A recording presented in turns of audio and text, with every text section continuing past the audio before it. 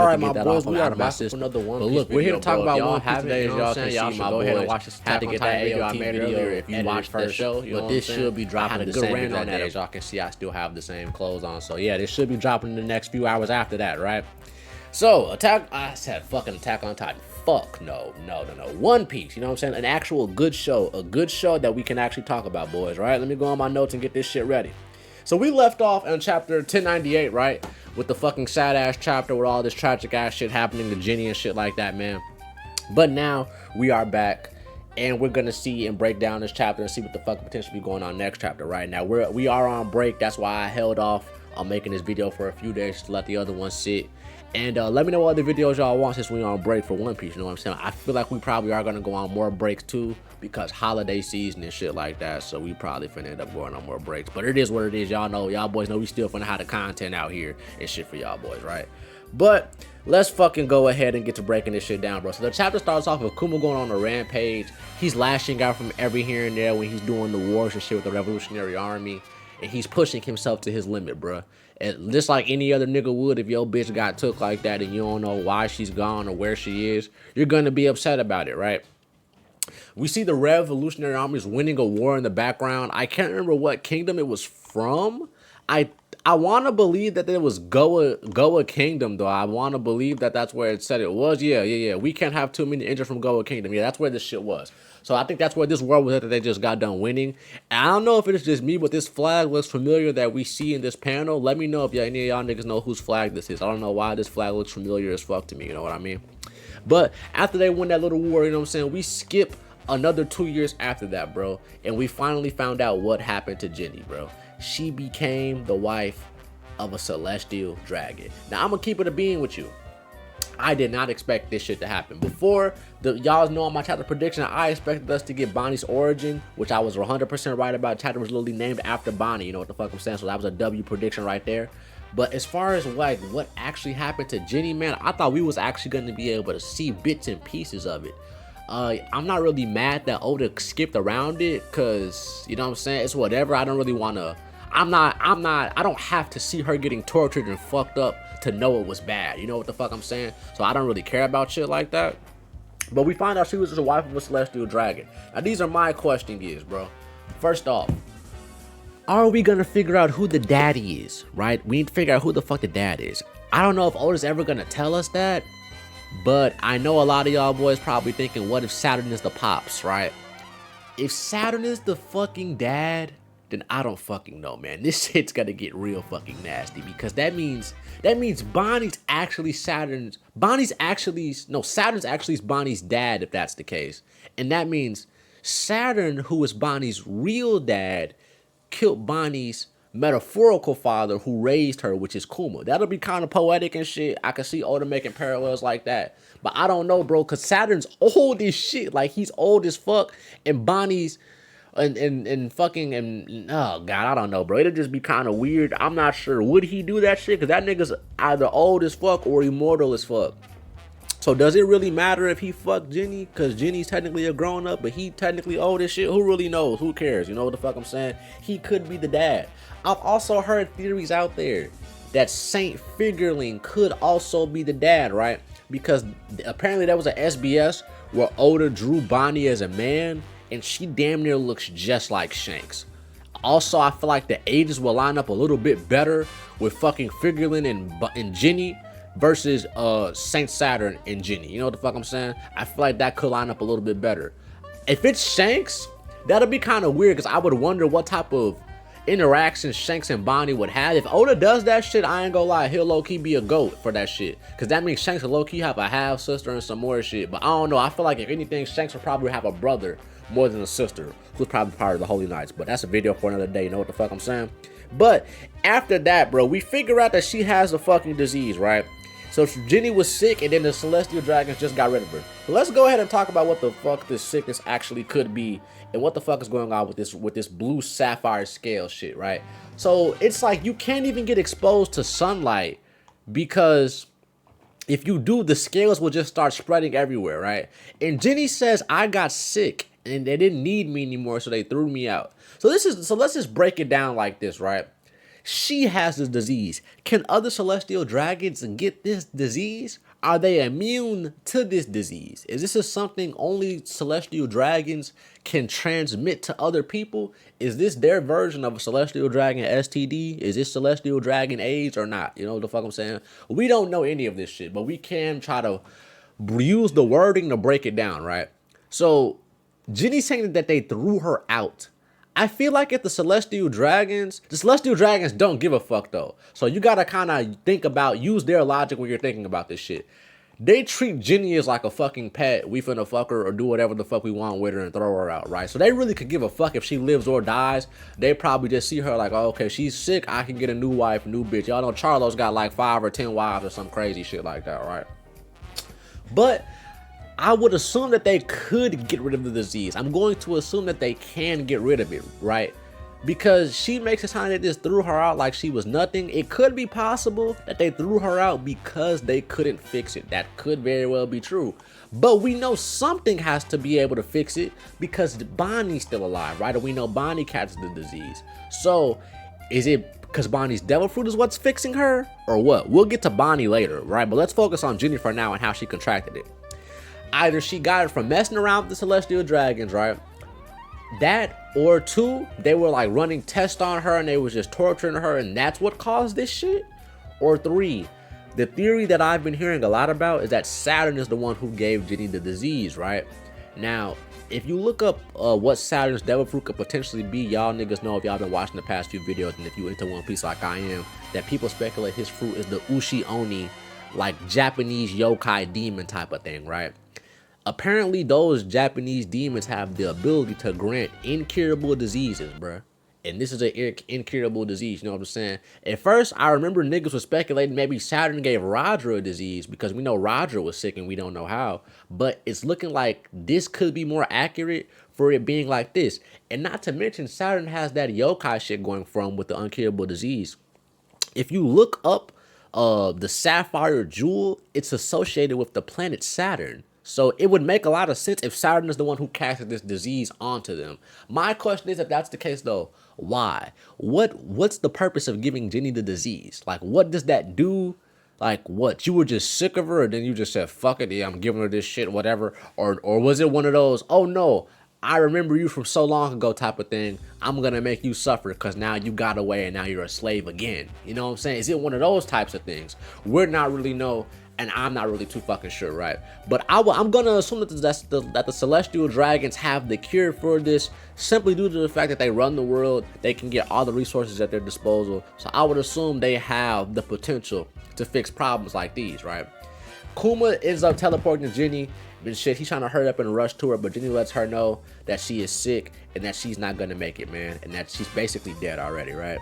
And Kuma teleports there, he gets there, he sees her all fucked up and he takes the baby and he sees Jenny's body is covered in scales and shit, right?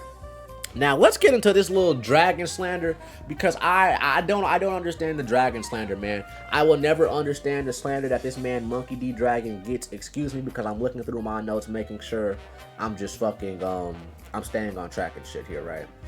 But man, why the fuck am I hearing so many niggas talking about, oh, Dragon is an L man's, bro. Dragon, Luffy would have never left Jenny for 2 years. Garp would have never left Jenny stranded for 2 years. I understand that, bro. Garp and Luffy are 2 different individuals. Well, you can't say Garp really because he let Ace die. You can say that's different because Ace is a Marine. I don't really care. He let bro die. He didn't want Ace to die. He could have stopped it or he could have did something to try to stop it, right? But he did. Luffy, yes, Luffy is going to slide for any means necessary. If it's just a random nigga he just met and gave him food, Luffy don't give a damn. If he's nice to you, Luffy is sliding for you, okay? We understand this shit. Not everybody gotta be Luffy, bruh. Not everybody gotta be Luffy. I understand why niggas are probably like, yeah, dragons. First off, you can't call him a fraud because of this. We don't even know who captured her. You can't call him a fucking fraud. Nigga, y'all want him to push Ivankov? I mean, y'all want him to push Mary Joie like it's fucking Tilted Towers or some shit with Kuma and Ivankov? Really? Y'all think him, Ivankov, a young Sabo and the rest of the fucking fodder revs with no names are gonna run in Mary Joie and get Jenny back, for real. That's what y'all want to do? Because if Dragon does that shit, the revs are done, bro. If he rushes Mary Joie to get Jenny back, the revs are fucking cooked. So why would he do that? You know what the fuck I mean? Like, y'all, I understand we want Dragon to do something. I want Dragon to do something too. I thought we could have potentially seen a glimpse of his power this chapter or some shit, but we didn't. It's okay, bro. His time is coming. Have faith. Let Oda cook like he been cooking for the past 1,000, damn near 1,100 chapters, all right? He is going to fucking cook. Trust me. Dragon will do something, and I can't wait for the day Dragon come out here and do some shit, because either Dragon finna do something crazy one day and I'm gonna come on here saying I told y'all niggas to be patient, or I'm gonna come on here saying I was wrong and Dragon is a fraud. It is what it is. We'll wait for those days to come. We see Kuma sitting here raising Bonnie and shit. He's having trouble holding the baby and shit like that. We see Bonnie growing up. She's getting bullied by all the kids, getting called a vampire and shit. And you just see a little montage of Kuma going back and forth between fighting the war, taking care of Bonnie. Fighting the war, taking care of Bonnie. Training Sabo a little bit, taking care of Bonnie. I also wonder, like, in this flashback, does Sabo ever like meet Bonnie at all when she's younger? You know what the fuck I'm saying? I feel like that'd be kind of neat to see, especially because they met in Mary Joie when they were older. But I doubt they met when they were younger, because Kuma was probably back and forth between the islands and shit, because he can travel like that. But eventually we see Bonnie contracts the disease. Kuma sees a scale under her eyes, right? With the rock, whatever the fuck you want to call it, right? They look to go find doctors. All the doctors say it's similar to white lead poisoning, but they literally can't do anything about it. Kuma goes to Dragon. He tells him he's quitting the Revolutionary Army. He doesn't know what to do, and Bonnie's gotten sick. Now, if Dragon was really an ill man's, bro, Kuma wouldn't have said, like, thank you for everything, Dragon. Like, he says that he's thankful for Dragon when Dragon tells him, yeah, bro, I understand why you're leaving. We'll try to find the best doctors around the world to do this shit. If Dragon wasn't looking for Jenny at all for those 2 years and didn't make a single attempt to help her, do y'all think Kuma finna be this calm talking to this nigga, bro? Now, you might be like, oh, Kuma's a nice guy. He's not gonna yell, but come on, man. Like, you think he's really gonna be this calm if Dragon didn't do shit but sit on his ass while Jenny was captured those whole 2 years? Dragon did something to help. Dragon expressed some sort of emotion to show that he gave a fuck that Jenny was captured. We just didn't see it on panel, probably, right? And once again, he's even giving his resources to help doctors find and look into it, and even though he doesn't have to, right? But anyway, we get a fucking 7-year time skip again. We see Bonnie's 5 years old. She's sticking up her middle finger at the kids and shit like that. They're torturing her. They're fucking teasing her, calling her a vampire because she can't go outside, things of that nature. And Kuma is very worried because Bonnie is close to the door, right? But eventually, this is kind of funny and this is kind of cool right here, because we see Kuma talking to Bonnie and he's asking her, where would she like to go? And it's just funny because when you first hear Kuma talking the series, you just see him smacking Perona away, and he's asking her, where would you like to go? It's just funny that Oda knows how to make every little thing tie back into something else. But they're talking about the Sky Islands and how they might want to go up there to see Nika. I don't know why, if it's just me, but me seeing this panel was very wholesome. And I don't know why, bro, for some reason, this panel makes me think Bonnie is joining the crew. I don't know why, bro. When I read this panel, I think, yeah, Bonnie's joining the Straw Hats 100% now, bro. Either she's joining or she's going to be with us until the end of the series 100%. Because it's like, she wants to go to Sky Island. We've been to Sky Island. She wants to see Nika. We have Nika. She wants to go to Fishman Island. We're probably going to go back to Fishman Island because Luffy's going to eventually destroy it. You know what I'm saying? Like, I just feel like the places Bonnie's talking about are places the Straw Hats either have to go again or they've been already. You know what I mean? And I feel like Bonnie would just fit good into the crew. She eats a lot just like Luffy. She's damn near like a female Luffy almost. But she's like mixed in with Nami a little bit because she can be a lot more serious than Luffy at times. So I like Bonnie, bro. You know what I'm saying? Next, we see Kuma's talking to a daughter. I said a daughter. What the fuck is going on with me, bro? He's talking to a doctor, and he's getting the symptoms explained about how when you're exposed to moonlight and sunlight and natural light, that's when the stones start spreading all over the body. And he's informed that Bonnie has until the age of 10 years old to live. So once Bonnie is 10, she shouldn't be dead. But as we know, that's not the case because, as you can see, Bonnie's still alive, right? So the real question is, what did Kuma do to keep Bonnie alive? Because as we know, she's 5 years old in this current chapter, in this shit right here. And I think currently Bonnie's 12. So we have no clue on what happened, what Kuma did, or what the fuck, how the fuck this shit can even be cured, right? Once again, we still have to figure out how it's contracted. But if you ask me, I really feel like Vegapunk got something to do with the shit. More than likely, it's a good chance that fucking Kuma went to Vegapunk, or he went to the government himself and offered up himself to find a cure for Bonnie because he didn't want her to end up just like Jenny. It makes more sense for him to go to to go to the government themselves first, and then the government tells him, oh yeah, okay, so this is what you want. You gotta be a slave, you gotta be a warlord, you gotta let us experiment on you, all this extra shit, and we will give Bonnie the cure. But I don't know, bro, because once again, I feel like Bonnie's fruit is the reason why she can live past the age she's supposed to. I don't feel like it's any underlying thing. I feel like it's obvious that it's probably her fruit that does this shit, because she has the age fruit, right? So maybe she can age her skin to go back in time or forward in time to go past the disease or before the disease, maybe. I'm not really sure how that would work, but that's what I'm leaning towards right now. Now, when it comes to the fucking diseases and how the fuck Vegapunk could do anything about it, I'm not sure, bro. But now, right now, Bonnie's backstory is kind of reminding me of Law's because of the diseases and because of devil fruits, right? Law's disease was cured by his devil fruit. It's seeming like Bonnie's disease is probably going to be cured by her devil fruit. We're going to probably see in the next 2 chapters. Time will probably tell sooner or later, right? But we see at the end of the chapter, King Bracolius came back and he's causing a nightmare among Sorbet Kingdom once again, man. Now, my question is, this is probably when Kuma probably gets the tyrant epithet. This is probably when he's going to come out here and do something crazy. And this is when he's going to get that title. What he's going to do, I'm not fucking sure at all. A couple speculations. Maybe he goes out here and he frees all the people and he teleports them somewhere else. But everyone sees them disappearing. So maybe he thinks that he's killing them, right? So that's how he gets a tyrant name. Because of mistake, he frees people. But they think he's killing them because, they're just popping away. That could be one reason how he gets the name.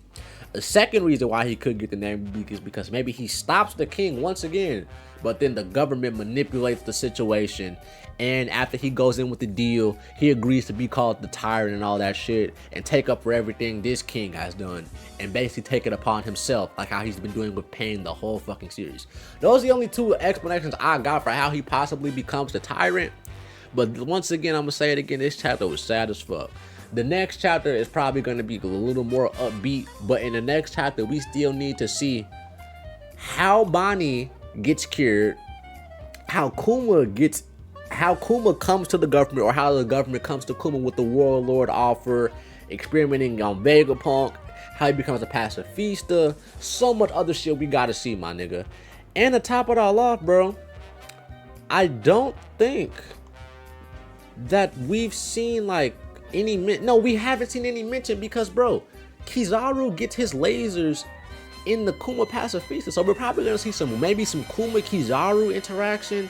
And Bonnie talks about not being free and being freed by Nika. Once again, what was she not freed from? Because she was probably growing up in Mary Joie or on Egghead as a slave. So we'll probably see that in the next few chapters too. You know what the fuck I'm saying? I'm gonna give y'all boys a prediction video soon, bro. Maybe like, what the fuck is today? Today is fucking Sunday. The chapter isn't gonna come out till next week? You know what the fuck I'm saying? So yeah, I'll give y'all boys a prediction video later on this week, man.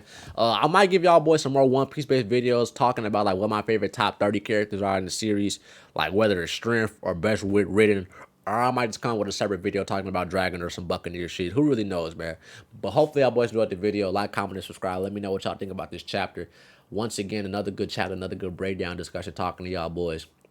Like I said, hopefully we get some answers behind the disease next chapter. That's really what I'm hoping and looking forward to. But make sure you follow me on all my channels, man. Check out all the most recent videos on this channel and my other ones. Links in the description below.